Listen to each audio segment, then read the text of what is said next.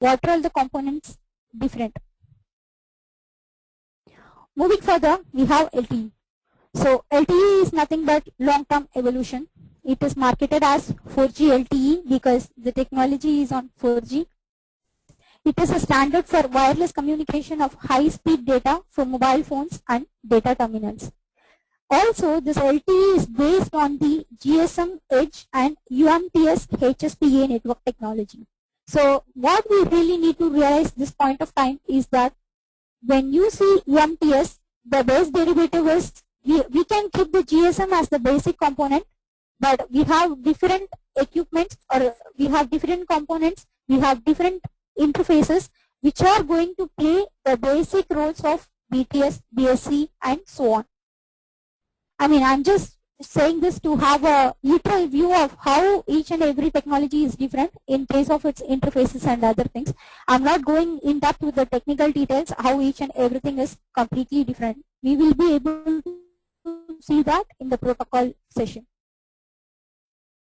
So here we have the LTE, and obviously it offers increased capacity and speed using new modulation techniques. And the access method is going to be OFDMA, which is nothing but orthogonal frequency division multiple access. Here we have the LTE architecture. So here, in the case of UMTS, we were saying that you have a core network, you have your Utron and user equipment, you contribute the UMTS network. So here what happens? You have your E-Utron. E-Utron is nothing but evolved Utron. Along with the EPC you have. What is EPC? EPC is nothing but evolved packet core. We will see each and everything in detail later. But this forms your LTE network. So what happens here is like you have your UMTS 3G Utron, you have your EPC and E-Utron, which is going to contribute your LTE network. So here the Utron is nothing but you have your Node-Bs, you have your RNC, you have the same SGSN and GGSN. So this all together combines and forms your Utron. So as we say, Utron plus EPC would be the LTE network. Then you will be able to see here the E-Utron and the EPC network. So this E-Utron comprises of various ENB nodes, that is the node B. Since it is going to be of 4G technology, it is going to have different data rate, different spectral efficiency, different bandwidth. We call it as evolved node B, and the interface is going to be X2 between the node Bs.